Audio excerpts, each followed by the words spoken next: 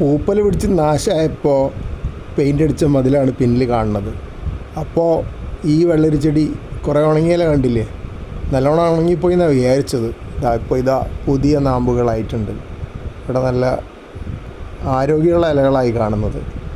ഇത് ആ ചെടി ഉണങ്ങിയത് ഒരു ചെടിയൊന്നല്ല ഇവിടെ ഉണങ്ങിപ്പോയത്, കുറേ വെള്ളരി ചെടികൾ ഇവിടെ നന്നായിട്ട് വളർന്നിരുന്നതാണ്. ചിലത് പൂർണ്ണമായി ഉണങ്ങിപ്പോയി. അവിടെ ഞാൻ വേറെ വിത്ത് നട്ടിട്ട് ഒരു കുഞ്ഞു ചെടി ഇപ്പോൾ വന്നിട്ടുണ്ട്. ഇതല്ല, ഇതൊരു ഭാഗികമായി ഉണങ്ങിയ ചെടിയാണ്. മേലെ ഭാഗത്ത് ഇലകളൊക്കെ വളരെ മോശമായിട്ടുണ്ട്. ഇപ്പോൾ ഇതാ താഴെ ഭാഗത്ത് നിന്ന് പുതിയ നാമ്പുകൾ വരാൻ തുടങ്ങിയിട്ടുണ്ട്.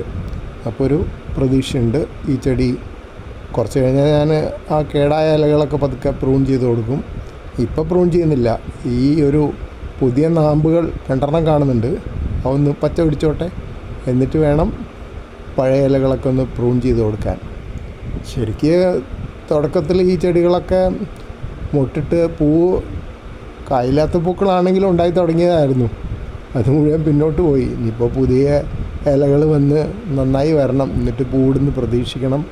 പിന്നെ പൂവിട്ട് കഴിഞ്ഞാലും കായുള്ള പൂവ് വരണമെങ്കിൽ പിന്നെയും സമയമെടുക്കും. അപ്പോൾ ഒരുപാട് പിന്നോട്ട് പോയി ക്ലോക്ക്. എന്നാലും സാരമില്ല.